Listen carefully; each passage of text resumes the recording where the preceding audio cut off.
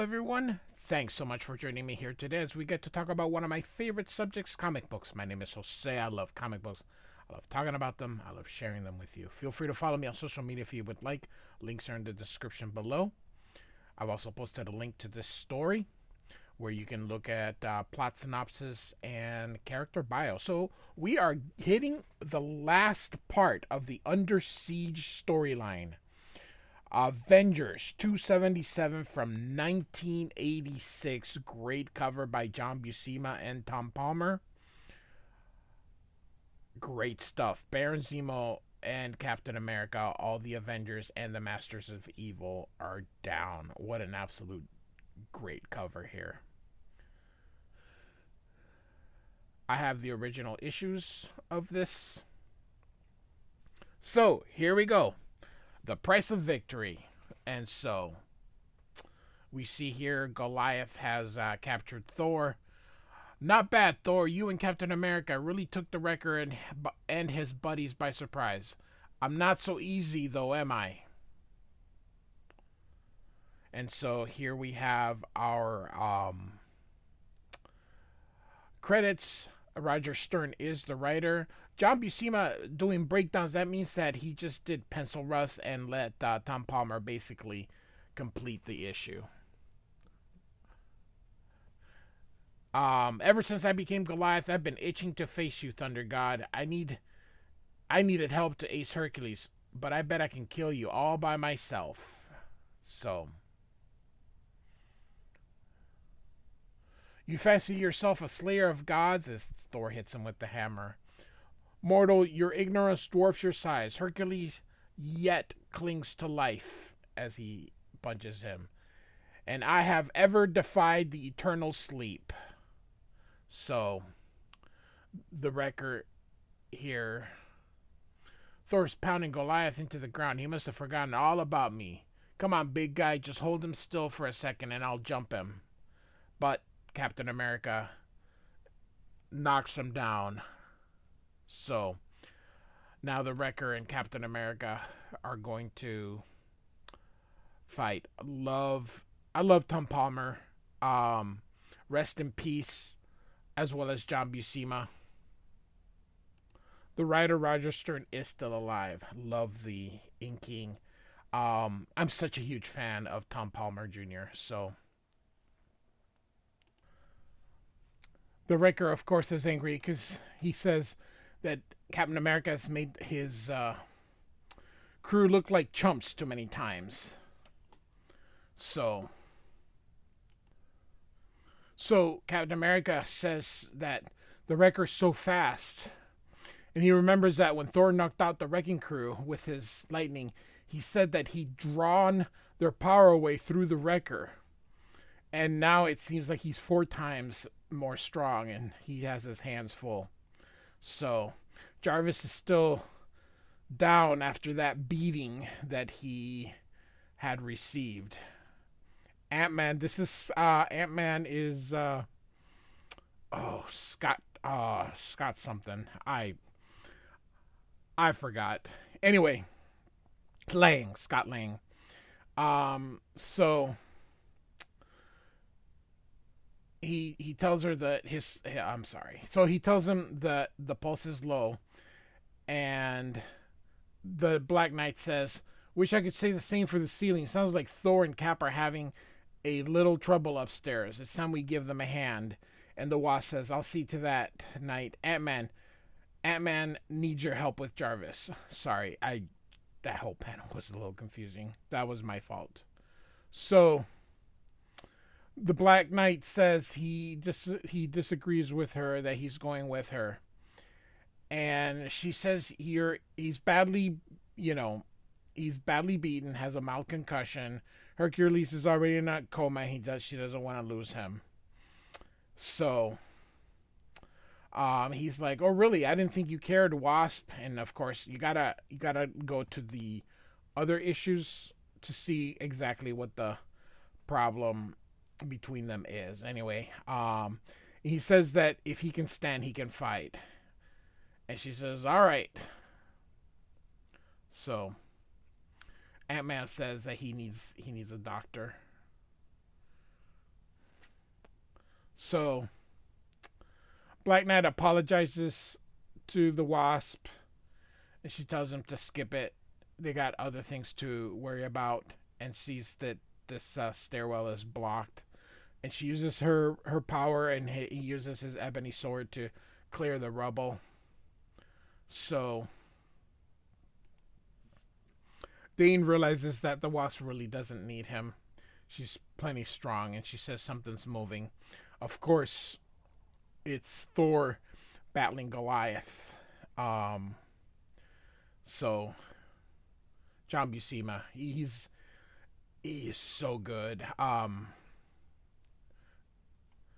I also, one of the other things I love about Tom Palmer is his use of all these halftones that you'll notice all throughout. He just he's very liberal with them. He just puts them wherever he feels that. Tom Palmer was such a great illustrator, man. He's so good. If I had to have an inker, he would have been my first choice. Klaus Janson, my second choice. I just love the black thick lines. Tom Palmer is just, you can just tell, like, when he inks something, you absolutely can tell. I don't know what it is, whether it's the boldness or whatever, but when you see an illustration, you know exactly he's the inker. So all right, so here's again with the halftones. So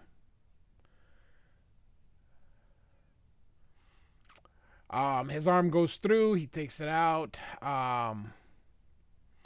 He sees Ant-Man or Black Knight and the Wasp.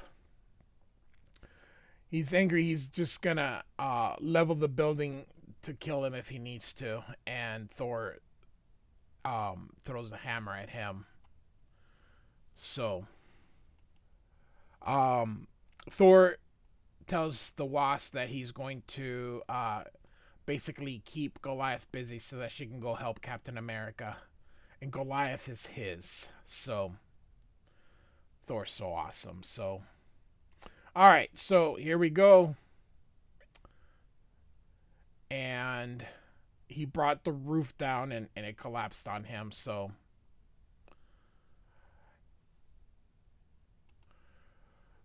Captain America says, I hope the staircase was left standing. Captain Marvel reported from her scouting mission that Baron Zemo was on his way to the hangar deck. And Zemo must be stopped before, and then suddenly, here comes the wrecker again. I was going to kill you fast, he says, but now I'm going to make it slow. You hear me? You're going to eat this bar. Hold it, mister. You ain't done with me that easy. So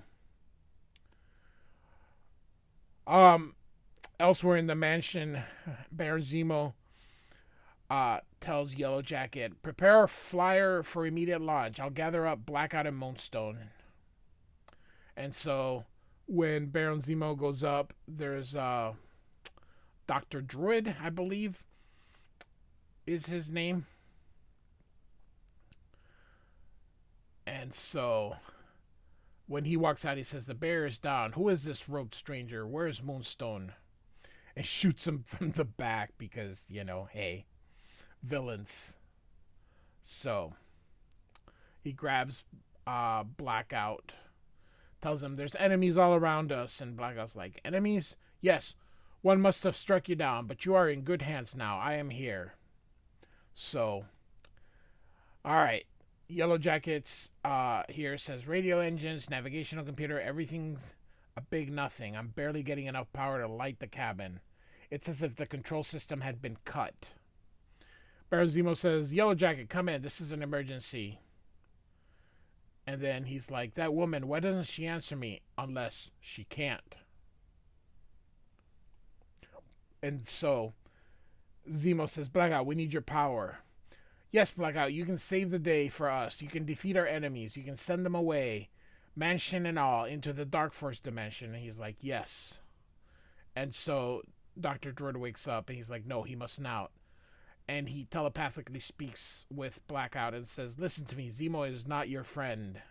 Zemo doesn't care about you. Love. this just the eyes are very close together, kind of very ominous. He cares only about your space warping powers. Zemo is using you, Blackout. Do you want to be used? And he's like, no. And then Zemo's like, what is wrong? He's like, get away from me. Get away. You're not my friend. You're like all the others who imprisoned me. You imprisoned my mind, yes, but no more. No more. And Zemo's like, something snapped his conditioning. I must reestablish control. And Zemo's like, you don't know what you're saying, Blackout. Trust me. Trust and obey, he says. So the Wrecker then continues fighting with Captain America. Captain America kicks him. Wrecker's like, was that supposed to hurt? Your Avengers buddies may think you're hot stuff, but to me you're just another sap in a suit. And so without your fancy pants shield, you're hardly... And suddenly, here comes Thor and Goliath. Be of stout heart, Cap. Assistance is on the way. You're the one who'll need assistance. Thor, watch out. Goliath is getting bigger. So, bigger, yes, I can grow much bigger if that's what it takes to destroy you. So all of a sudden, boom. Cap's like, good lord, he smashed through the 3rd floor. And that level was especially reinforced to support our Quinjets. And so, bringing down another, and so suddenly, Yellow Jacket was inside that ship, and she falls with it. And so, here comes the Wasp. Oh, by the way, they're making just mention that Black Knight stayed down. And so she's going to basically annoy the Wrecker. Cap punches him. And Thor is like, I have faced bigger foes than you, Goliath. I have felled the dread storm giants of Niflheim. And I shall fell you as well. And so Cap uses the distraction and hits the Wrecker. And Goliath ends up falling on top of him. At the same time, the Army Rangers are coming in to the mansion. Captain America, sir, we're here to help you secure the mansion. And he stops him there. He says, one step further and all you'll secure is a space for yourself in the infirmary. And then they look down and see that the floor is gone. So, coming from outside the ship is Yellow Jacket. And Captain America speaks to her and says, if you tried to escape in that ship, you were wasting your time. Captain Marvel found it while scouting your positions and slagged most of the wiring. I suggest that. And she's like, save your breath. I know when I'm beat. And she takes off her helmet and tosses it. And so, Captain Marvel here. This is Monica Rambeau, who was Captain Marvel at this time with Moonstone. And Moonstone, of course, is down. Says here, she tells her, don't try to move. Your neck may be broken. And Moonstone's like, perfect. Just perfect. Not only do I lose control of Blackout, I lose control of myself in the bargain. She says, what do you mean you lost control of Blackout? Didn't you make him warp me away to another dimension? And she's like, no, Zemo did that. He dominates Blackout now. And she's like, Zemo? Oh, Lord. So, Zemo continues to struggle with Blackout. Oh, baby Blackout, my headband cybernetic web is keyed to your own brainwaves. You must do as I say. And he's like, no, I won't be used by you or anyone. I'll fight you. I'll fight the world if I have to. And Dr. Druid says, Blackout, beware. I cannot help you further until I fight off this paralysis. You're subjecting yourself to tremendous psychic strain. There could be life-threatening effects. Run if you must. And it's like, no, I won't run anymore. I will resist. And so, Zemo's like, idiot, you are nothing without my guidance. You cannot resist me. I am your master. And she's like, no. And he falls, and he has died. So, Dr. Druid, Dr. Druid says, a massive cerebral hemorrhage. Death was near instantaneous. And he's like, oh, look at all the half-stones that he uses. But the Needlers should have kept you paralyzed for hours. You must be responsible for this. Somehow you forced Blackout to defy me. He's like, no, I merely unshackled his mind. Once free, it was Blackout's own decision to resist you. Who are you? You're no Avenger, true. Such is not my honor, but I owe the Avengers a great debt, he says. You'll pay that debt with your life. And Captain Marvel says, don't bet on it. It's over, Zemo. The Avengers are mopping up what's left of your gang right now. You've had it. And so he tries to shoot her, but of course she kind of made a light, so the bullet just went past her. And so he keeps shooting her, but it doesn't work, and she melts his guns. Your time's run out, Zemo. And he grabs Captain America's shield. Get away from me. She's like, you can't hide behind Cap's shield. You're through. No, I cannot accept defeat. It cannot end this way, Zemo says. And Captain America arrives. For what, Zemo? You just might be right. And the Wasp says, look, it's Dr. Druid. What are you doing here? And he's like, trying to help, dear lady, though not as much as I'd hoped.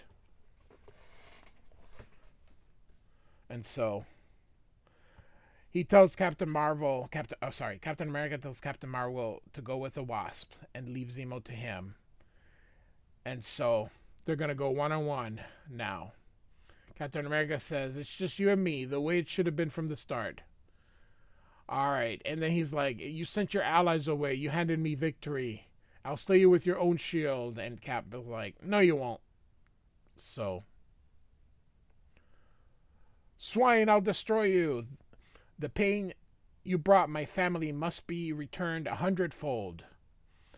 So, Zemo, I'm fed up hearing about your family, says Cap. You think I haven't known pain? And so he tells him about Bucky. And he was the only family I had, and punches him. So, tells him about how Hercules is still recovering. And he's like, yes, and still not enough. I wanted to break you, Captain, but you wouldn't crack. Why? And Captain America's like, I've known torture, Zemo. I've endured the worst the Third Reich had to offer. If there's one thing life has taught me is to never give up. So, when you had me bound and gagged, even when you forced me to watch Mr. Hyde torture poor Jarvis, I clung to the hope that you could be stopped, your crimes avenged. And now that vengeance is mine. As he punches him again. Great. Just how dynamic. So,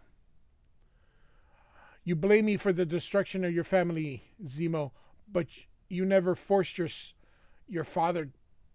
But I never forced your father to serve Hitler's Reich. Whatever madness he suffered was a consequence of his own action. You lie. He was a good man, a genius. It was you who ruined his life. You drove him mad. And he throws the shield, and Cap catches it. Your father took part in Nazi atrocities. I only tried to stop him. It's a shame his madness had to live on in you. But now at last it's over.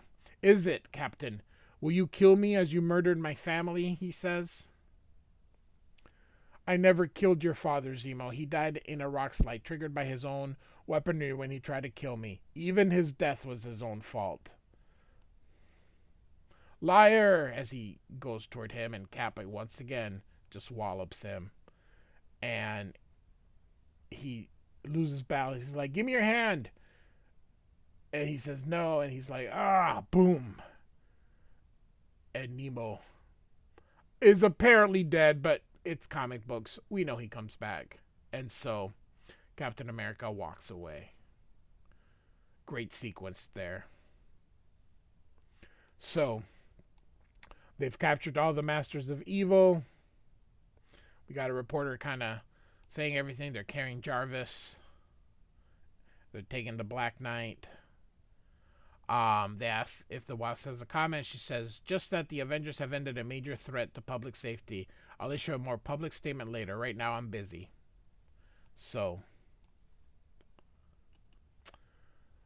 So they're taking Blackout here. And she says that the paramedics have found Moonstone, and that um, it was a broken leg, but that there's little spinal cord damage. So she'll be back. And so Cap is now, again, look at the halftones, kind of down, and Captain Marvel comes and says, it calls out for him and says, I didn't think it would hurt, Monica. Zemo took pictures from my footlocker and tore them up before my eyes. But it didn't matter. Not then. The Avengers were in danger. Lives were at stake. For all I cared, Zemo might have been ripping up old train schedules. But now, and he cries. It was the only photo I ever had of my mother. She didn't like having her picture taken, and now gone. Trashed like everything else. And so, look at me. Jarvis and the Black Knight were both severely beaten. Hercules in a coma. They could have been killed. Blackout was killed. And I'm crying over some old papers and photos. Of course, we know it's more than that. Sentimentality. And she basically says the same thing. Photos are little pieces of the past. Don't feel guilty or ashamed. It was a big loss for him. So, and basically it ends saying we have to help each other salvage what we can from the past and rebuild for the future. He says, you're right, Monica. Come on, let's get out of here. So, thus ends Under Siege. So, hope you enjoyed it. It's a great story. The stories in the 60s, 70s, and 80s were very condensed, very packed. Before the Image guys kind of just made it everything about the pretty pictures and no story. So, I do like this. This is probably one of my favorite Avengers stories of all time. So, I think I am going to continue with this run of Avengers. So, hope you enjoyed it. Avengers 277 from 1986 by Roger Stern, Sal Buscema, and Tom Palmer. Like and subscribe. I do thank you for listening. Goodbye.